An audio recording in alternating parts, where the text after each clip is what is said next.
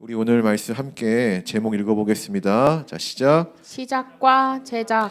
네, 우리 어제도 보고 오늘도 이렇게 보니까 아주 안 보이는 얼굴 있죠. 민수가 많이 아프다고 합니다. 이따가 중보해 주시길 바랍니다. 또 연락 한번 해주시고 건강하라고 얘기해 주세요. 동영상 보고 깜짝 놀랐죠. 그 민수 그 이상한 소리를 봤는데 아무튼 빨리 다시 건강했으면 좋겠습니다. 말씀 시작하겠습니다. 2023년도 이 새해가 시작됐습니다. 옆 사람에게 이렇게 인사합시다. 새해 축복 많이 받으세요. 시작. 우리가 새해는 늘 시작이라는 단어가 생각이 납니다. 그렇죠? 저는 이 새해를 맞이해서 지난 시간 잊고 있었던 일을 다시 시작하려고 결심을 했습니다. 제가 시작하고자 하는 건 복음 안의 세교의 개척 일기입니다. 몇 년 전부터 이 교회의 탄생과 과정 가운데 나타난 하나님의 역사를 제가 사실 기록을 하고 있었어요. 그런데 이제 삶이 바쁘고 우리가 분주하다 보니까 저도 그것도 멈췄더라고요. 근데 이 파일이 되게 옛날 노트북에 있어요. 그 삼성 노트북 제가 맨 처음에 대학원 들어갈 때 샀던 거기에 파일이 있더라고요. 쓰던 게. 정리를 하면서 다시 써야겠다. 그런 좀 생각을 갖게 되었습니다. 그래서 2023년도는 좀 멈췄던 이 일을 제가 틈틈이 시간을 내어서 기록해 보려고 합니다. 그 복세의 그 개척일기 스토리 맨 처음에 보면은 제가 이런 글을 남겼어요. 설교 때 한번 이야기한 적이 있는데 철학자 아리스토텔레스가 말했다. 시작이 반이다. 그의 말에 따르면 나는 벌써 반이나 얻는 것이다. 물론 중도 포기하지 않고 계속 간다는 조건 안에서 말이다. 이러면서 이제 개척 일기를 딱 쓰기 시작합니다. 여러분 우리 삶에서 어떤 새로운 시작은 아주 귀한 발걸음이라고 저는 생각이 됩니다. 뭐 그것이 엄청나게 큰 계획이든 누가 볼 때 좀 소소한 계획이든 간에 그 발걸음 자체는 귀한 겁니다. 인간은 새로운 것을 시작하기보다는 사실 기존의 것을 안주하는 것이 좀 우리가 원하는 선택이거든요. 그러니까 나는 안전하고 싶고, 난 좀 편하고 싶고, 그렇기 때문에 이런 본성 때문에 그런지 시작이 반이다라는 말은 좀 마음의 발걸음을 의미하는 것 같아요. 그러니까 실제로 내가 어떤 것을 반을 잃었다라는 말이 아니라 내가 마음이 벌써 반이나 앞서갔다라고 말을 하는 거죠. 그러나 시작이라는 이 첫 발걸음이 정말 우리의 삶에서 반이라는 의미가 되려면은요. 제작의 과정을 거쳐야 돼요. 그러니까 이 우리 마음으로 얻은 이 반을 진짜 우리 현실에서 얻으려면은 분명한 제작의 과정이 있어야 된다는 겁니다. 그러니까 시작만으로는 완전하지 못해요. 여러분 우리가 어떤 계획을 수립하고 그것을 시작만 했어요. 근데 제작이라는 과정을 이렇게 거치지 않았단 말이에요. 그럼 그 시작은 금방 사라진다라는 거예요. 그 시작의 의미가 퇴색된다라는 거죠.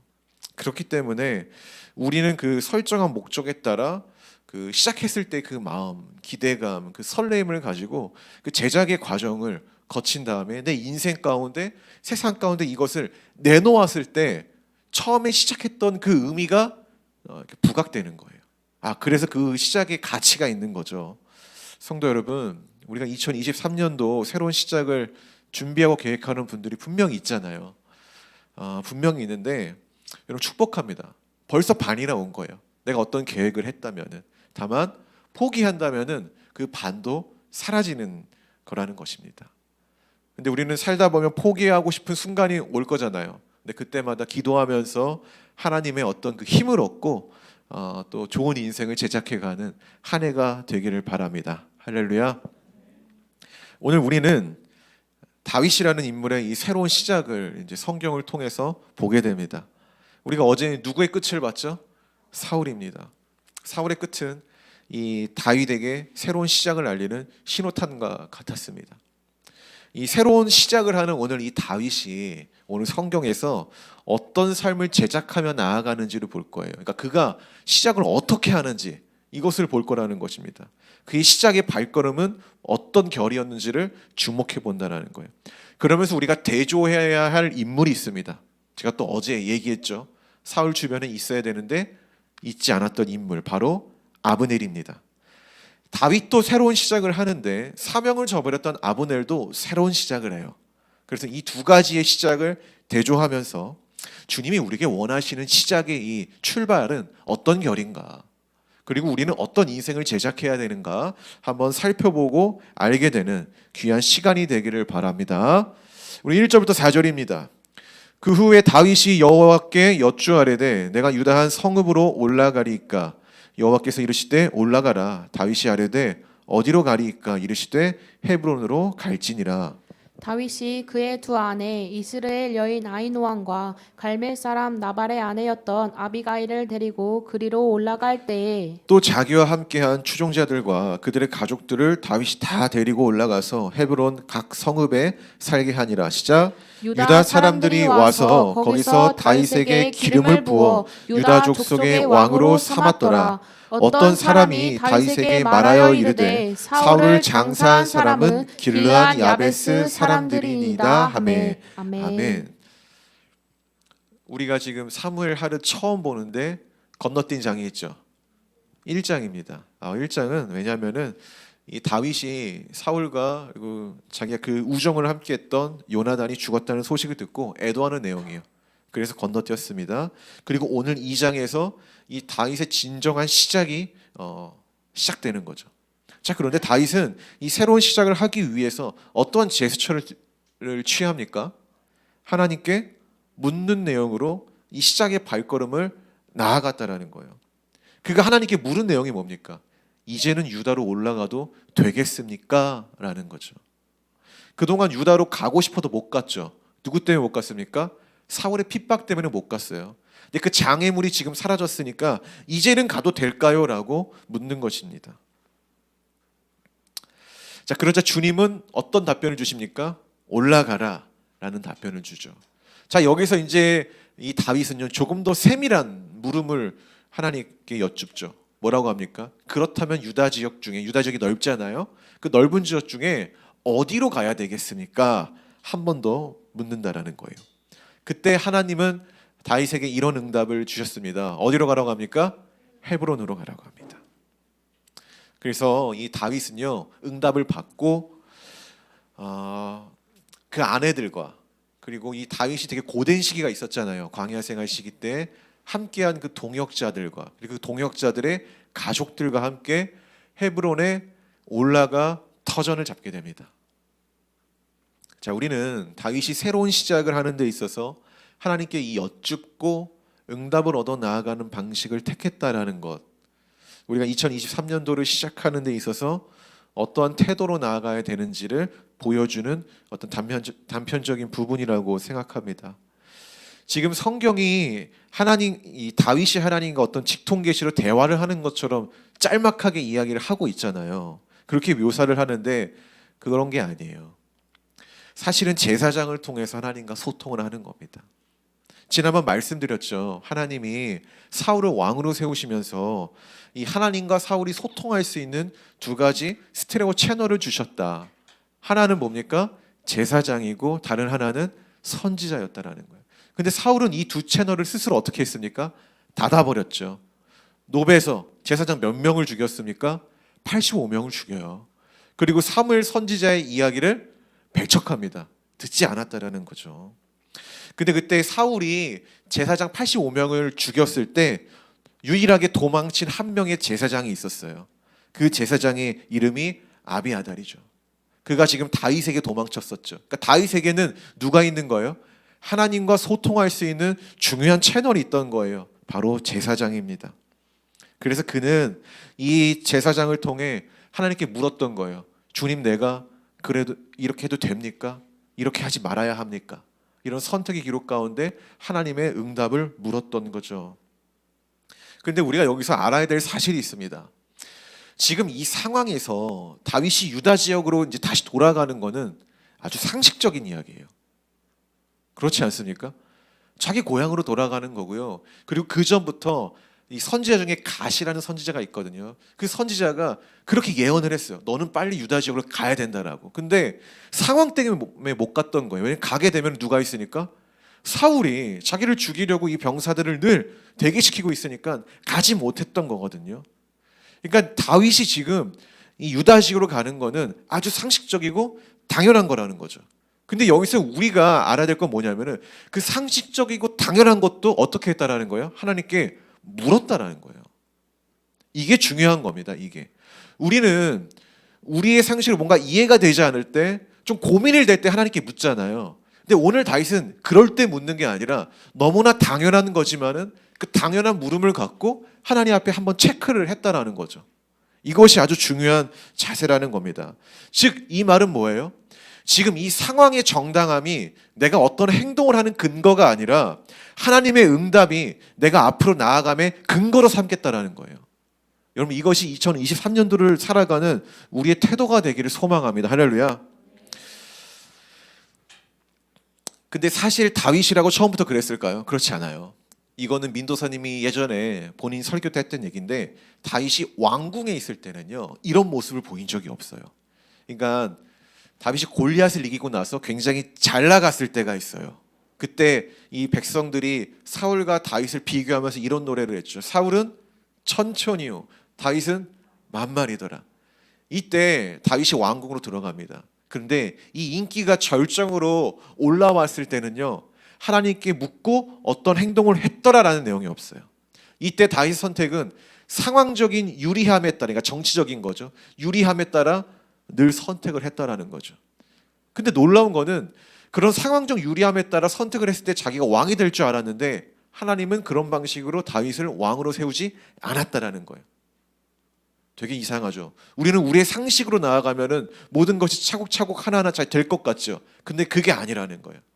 그래서 하나님은 다윗에게 광야 생활을 허락하셨고 이 광야 생활 가운데서 배운 것이 뭐냐면은 내가 이 작은 것 하나도 하나님께 기도하며 응답을 받으며 나아가는 것이 하나님이 나에게 원하시는 모습이구나 라는 것을 깨닫게 된 거죠. 그래서 오늘 사소한 발걸음조차도 상식적으로 정당한 일일지라도 하나님께 묻고 체크를 받으며 아주 조심스럽게 나아갔다라는 거예요.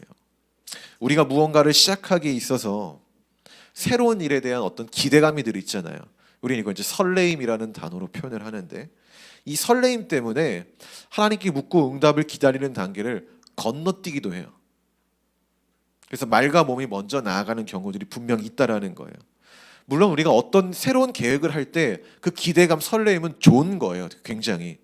그러나 그 좋은 것이 우리의 그 영적 판단을 흐리게 만드는 도구가 되기도 한다라는 것입니다. 이런 게 있어요. 우리가 이 기대감 때문에 하나님께 묻고 응답을 기다리는 단계를 건너뛰고 일을 진행했을 경우에 나타나는 현상이 있는데 그건 처음 시작했을 때 그 설레임과 이 기대감이 금방 시들어버린다라는 거예요. 그게 놀라운 건 시들어버릴 수 있죠. 중요한 건 이게 시들어버렸을 때 우리가 행했던 그 일도 멈춰버리게 된다는 거예요. 혹시 이런 일들을 좀 경험해 봤는지 모르겠어요. 우리는 새로운 일에 대한 기대감과 그 뜨거운 마음이 어떤 하나님의 응답이라고 생각이 돼서 앞으로 나아가지만은 그 마음이 사라지니까 나아갈 동력을 잃어버리는 거예요. 즉 그런 마음은요 하나님의 응답이 아니라는 거예요. 그냥 우리가 어떤 뜨거운 마음, 기대감, 어떤 일에 대한 설레임 이것을 하나님의 응답을 얻는 경우가 있는데 그래서 그걸 어떤 동력으로 삼아 우리가 하나님의 일을 나의 그 계획을 실행하는 경우들이 있는데 여러분 그거는 완전한 응답이 아니에요. 왜냐하면 우리의 마음의 상태는 금방 소멸되고 신기루처럼 증발돼 버리기 때문에 그렇다면 그 뜨거웠던 마음, 기대감, 설레감이 사라진다면은 설레임이 사라진다면은 우리가 앞으로 나아갈 동력을 잃어버리는 거죠. 여러분 하나님이 우리에게 주시는 완전한 응답은요 말씀밖에 없어요. 성경에 보면은 우리 사모님이 뽑았던 말씀 같아요. 푸른 마르고 꽃은 시드나 주의 말씀은 영원하다란 말. 이 말씀 기억하지 않습니까?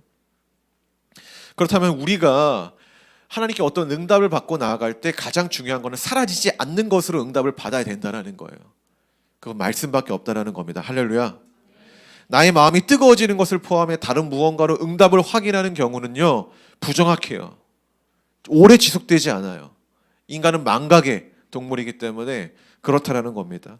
그렇기 때문에 이 사라질 수 있는 것으로 응답을 받는 게 아니라 영원한 것, 사라지지 않는 것으로 응답을 받아야 된다는 거예요.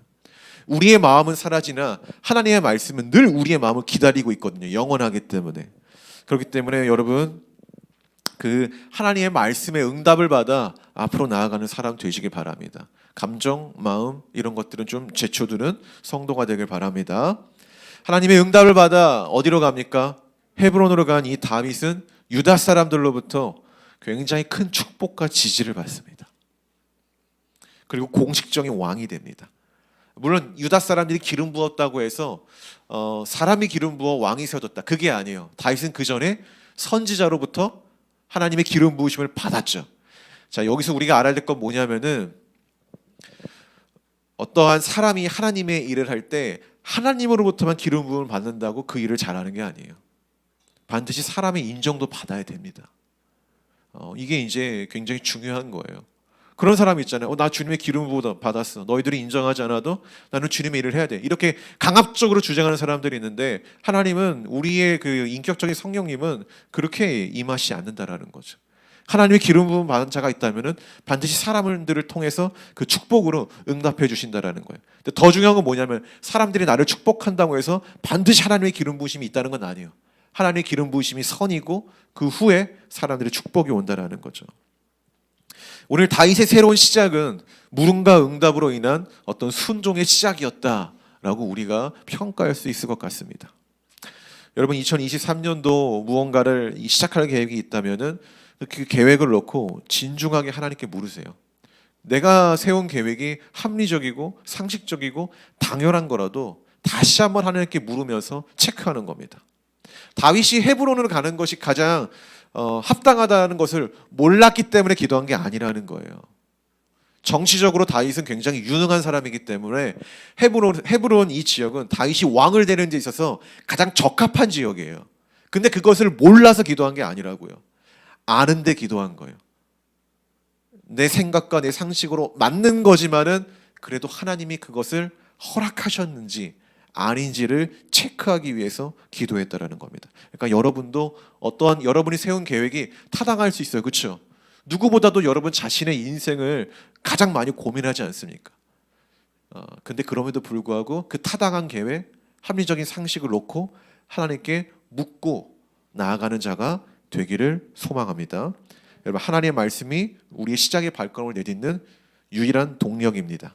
자, 다음은 하나님의 응답과 인도하심으로 왕이 된 이 다윗이 가장 처음으로 행한 일이 기록됩니다. 그것이 무엇인지 봅시다. 5절부터 7절입니다. 먼저 읽어주세요. 다윗이 길르앗 야베스 사람들에게 전령들을 보내 그들에게 이르되 너희가 너희 주 사울에게 이처럼 은혜를 베풀어 그를 장사하였으니 여호와께 복을 받을지어다. 너희가 이 일을 하였으니 이제 여호와께서 은혜와 진리로 너희에게 베푸시기를 원하고 나도 이 선한 일을 너희에게 갚으리니. 시작. 이제 너희는 손을 강하게 하고 담대히 할지어다. 너희 주 사울이 죽었고 또 유다 족속이 내게 기름을 부어 그들의 왕으로 삼았음이니라 하니라. 아멘. 이 다윗이 첫 번째로 이제 왕이 되잖아요. 유다 지역에서 그 왕이 된 다윗은 그 어제 길르앗 야베스 사람들이 사울을 장사했다라는 그 스토리를 듣습니다. 우리가 들었던 것처럼 이 소식을 들은 이 다윗은 길르앗 야베스 이 주민들에게 사절단을 보내요. 사절단이 뭔지 알죠? 왕의 그 어떤 그 명령과 언어들을 대신하여 전달하는 어떤 그런 인물들을 보냈다라는 거예요.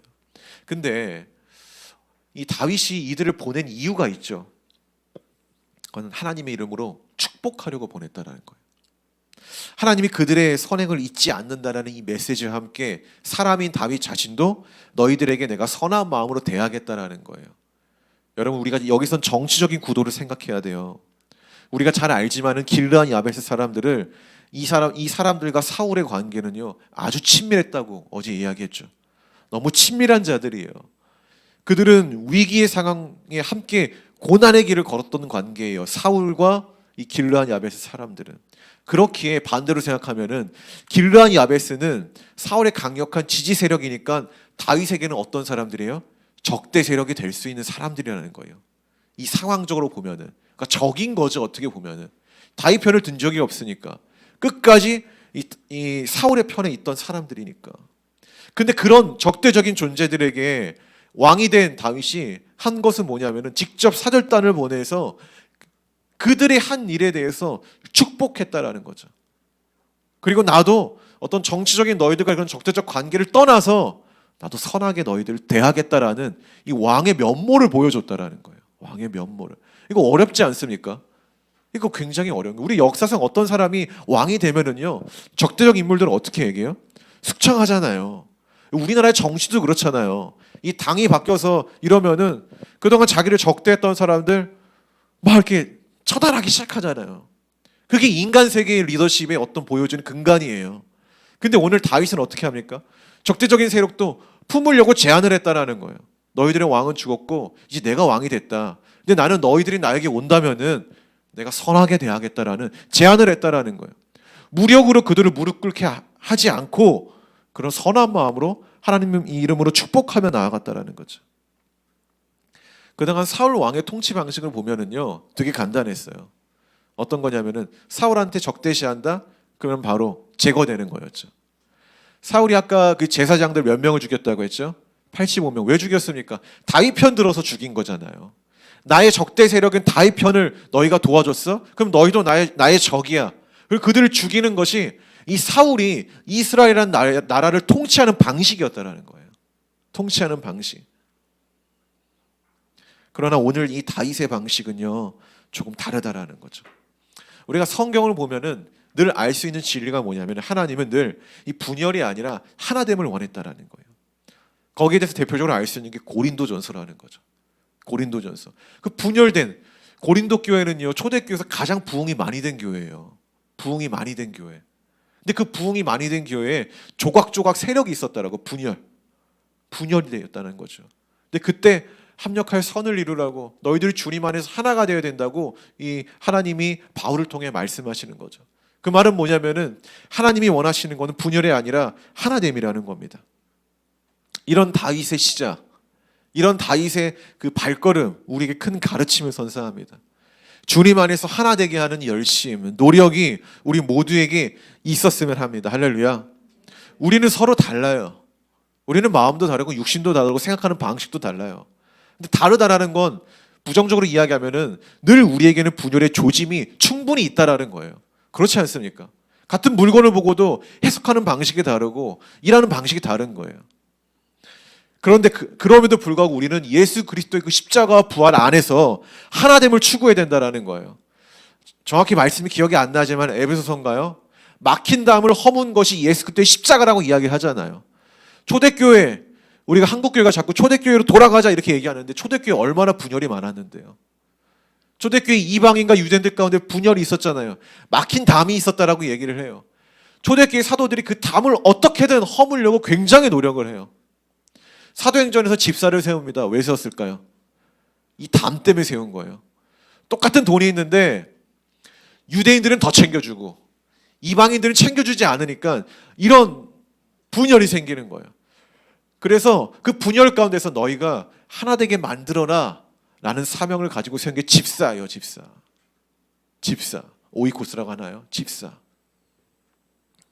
이것처럼 우리 성도들은 이 하나됨을 주장해야 된다는 거예요. 매우 어려운 일이죠. 인간의 본성은 하나됨보다는 나됨을 주장하거든요. 하나됨의 하를 우리는 빼요. 나됨을 주장하는 거죠. 그럼에도 우리는 기도와 말씀으로 나를 돌아봐야 됩니다. 만약에 나의 게으름으로 우리가 분열이 된다면 나의 게으름을 회개해야 되고 나의 나됨을 주장으로 하나됨이 파괴되고 있다면 우리의 나됨을 거두어 드릴 줄 알아야 된다는 거예요. 그럼 그것이 십자가와 부활의 은혜 가운데 있는 우리 성도의 모습이라는 겁니다. 아멘. 자, 지금까지 다윗의 시작을 보았습니다. 다윗의 첫 발걸음을 봤죠. 굉장히 의미 있는 발걸음이라는 겁니다. 자, 그렇다면 오늘 본문에는 이제 또 다른 이의 시작을 볼 거예요. 누굴까요? 아브넬입니다. 우리 8절부터 11절을 보도록 합시다. 사울의 군사령관 넬의 아들 아브넬이 이미 사울의 아들 이스보셋을 데리고 마하나임으로 건너가 이스라엘과 에브라임과 베냐민과 온 이스라엘 왕으로 삼았더라. 사울의 아들 이스보셋이 이스라엘 왕이 될 때 나이가 40세이며 두 해 동안 왕위에 있으니라. 유다 족속은 다윗을 따르니 다윗이 헤브론에서 유다 족속의 왕이 된 날 수는 7년 6개월이더라. 아멘. 이 8절 이 단락에는 우리가 어제 송구영신 예배 때 제가 잠시 거론했던 인물이 나옵니다. 군사령관 아브넬입니다. 그는 상황이 불리함으로 사울 왕을 지켜야 된다는 사명을 버린 자죠. 도망한 자예요. 사울이 죽었다는 소식과 함께 아브넬이 했던 행동은 뭡니까? 자기 새로운 살 길을 찾습니다. 그는 이스보셋을 데리고 마하나임으로 건너가서 이스라엘 왕으로 세웁니다. 여러분, 이스보셋은 사울의 아들 중에 단 한 번도 거론되지 않았던 인물입니다. 여기 처음 나와요. 거론되지 않았어요. 거론되지 않았다는 건 어떤 의미일까요? 사울 왕조에서 영향력이 없던 인물이었다라는 거예요. 근데 이상한 거는 왜 아브넬은요, 전혀 영향력이 없는, 그리고 능력이 없는 이 인물을 이스라엘 왕으로 세웠을까요? 정말 국가를 원한다라면은, 정말 이 왕이 재건되기를 원한다라면은 유능한 사람을 찾아야 되는 게 좀 맞다고 생각이 돼요. 근데 그는 왜 그렇지 않았을까? 우리는 이 내용에서 아브넬은 왕이 될 수 있는 정통성이 없고 사울의 아들들이 아까 죽었잖아요. 우리가 어제 얘기했으니까 죽었기 때문에 이 이스보셋에게 어떤 혈통의 정통성 이게 가지고 있기 때문에 그 정통성 때문에 왕으로 세웠다고 볼 수 있는데, 근데 그게 전부는 아닙니다.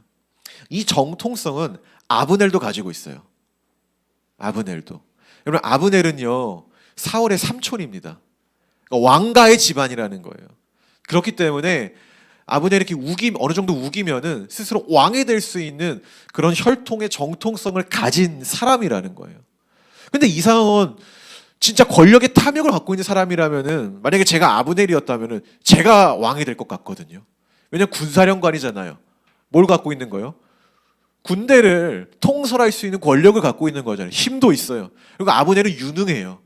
사울 옆에서 굉장히 오랫동안 리더십을 발휘했던 사람이에요. 국정 운영을 할 수 있는 사람이라는 거예요. 난 본인이 할 것 같거든요. 근데 아브넬은 그렇지 않았다라는 거예요.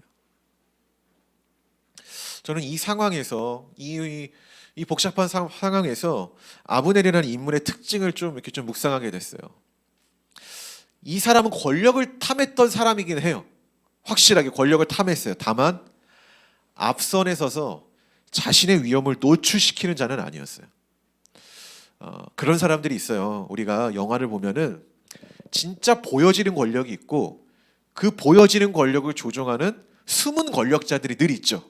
근데 진짜 권력은 누가 쥐고 있는 겁니까? 숨은 권력자들이 쥐고 있어요. 근데 놀라운 거는 어떤 비리가 발생이 되죠. 그럼 누가 숙청을 당합니까? 보여지는 권력자들이 숙청을 당하죠. 그 보이지 않는 권력자는 또 다른 보여지는 권력자를 세워서 자기의 이 욕망을 채우고 끝까지 권력을 유지하죠. 굉장히 이런 카르텔, 이런 류의 영화 제가 되게 좋아하거든요. 이런 것들 많이 보셨죠. 이런 특징을 보았을 때 아브넬은요 굉장히 어둠이 짙은 사람이라는 거예요. 어둠이 짙은 사람. 꼭두각시를 세우고 조종하고 싶었던 거죠. 뭐라고 하죠? 이걸 수렴첨정이라고 하나요? 이렇게 얘기를 하죠. 이런 특징을 보았을 때 아브넬은 정말 못된 사람인 것 같습니다. 그리고 이 다윗이 왕이 됐을 때랑 이스보셋이 왕이 됐을 때 차이점이 있어요. 다윗이 왕이 됐을 때는 선지자의 기름 부으심이 있었고 또 하나는 뭡니까? 많은 사람들의 축복이 있었어요. 그런데 이 이스보셋이 왕이 될 때는요 하나님을 통한 선지자의 축복이 아니라 왕의 그러니까 그 사람 아브넬이라는 한 사람의 욕망을 가진 사람의 그 세움이 있었고 그리고 많은 백성들의 지지는 없었다라는 겁니다. 그럼 다시 이스보셋을 봅시다. 그럼 이스보셋은 선한 사람이었을까요? 아니죠. 그도 왕으로 세워주겠다라는 이 아브넬의 제안을 받아들입니다. 그 말은 이 혼란한 틈을 타 왕이라는 권력을 탐했던 이 마음이 그의 마음 가운데 있었다라는 거예요. 그 마음이 있으니까 아브넬의 이 잘못된 제안에 자기가 받을 수 있던 거죠. 여러분 이전에도 말했지만은 이스라엘이라는 이 나라의 최고 리더십, 이 왕이라는 자리는요 인간이 투표로 선택하는 게 아니에요. 인간이 욕망으로 선택하는 자리가 아니라 하나님이 지정해 주는 자리죠. 그게 하나님의 말씀하신 이스라엘 왕을 세우는 방식이죠. 이스보셋도 이걸 알아요. 사울이 어떻게 왕이 됐는지, 사울이 어떻게 왕이 됐는지 안다라는 거예요. 근데 그럼에도 불구하고 자신의 욕망이 강력하니까 하나님이 세운 이 질서와 법칙을 저버렸다라는 거예요. 여러분, 이런 시작은 결국 오래가지 못했습니다. 성경을 한번 볼까요? 고작 몇 해 동안? 2해 동안 왕위에 있었다고 기록을 하고, 사무엘하 이 3장에는요, 이 아브넬은요 전쟁 가운데 죽임을 당합니다. 근데 이 은밀한 욕망을 갖고 있었던 이 이스보셋 어떻게 죽는지 아십니까? 배신을 당하여 살해를 당합니다. 여러분, 시작이 안 좋으면요 결국에 과정과 끝이 안 좋더라고요. 그렇기 때문에 여러분, 어떠한 시작을 할 때 2가지를 항상 체크했으면 좋겠어요.